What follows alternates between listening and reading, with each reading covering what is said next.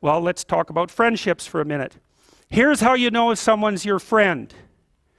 A, you can tell them bad news and they'll listen. They won't tell you why, you're stupid and why that bad thing happened to you and how something worse happened to them once and, derail the whole conversation. You can actually tell them bad news and they'll listen. So that's a good thing. And then this is a weirder thing. You can tell them good news and they'll help you celebrate.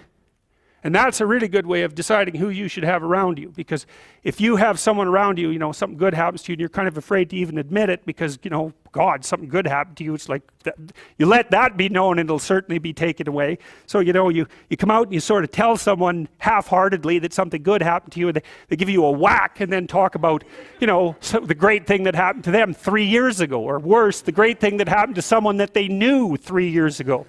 It's like, go away from that person. They're not helpful to you. And they're not helpful to themselves either. And so you want to surround yourself, you got to think about this. You got to surround yourself with people who want the best for the best part of you. You can hang around with weasels and losers that are trying to pull you down to justify the fact that they're spiraling downhill as well. And the upside of that is you don't have to have any responsibility and you can all whine about how wretched life is, so that's pretty attractive. But I would say it's also a bad medium to long-term plan. And so it's acceptable and desirable to try to surround yourself with people who are facilitating your development. And you might say, well, I've got people around, I know them well, they're not doing that well and they don't fit into that category. It's like, what's your point? What are you going to do with them exactly? If they'll listen and cooperate with you and move towards a better future, great. If they don't pay any attention and they keep doing the same damn things over and over and they're not going anywhere and it's painful, then maybe the proper thing to do is say, you just have your misery.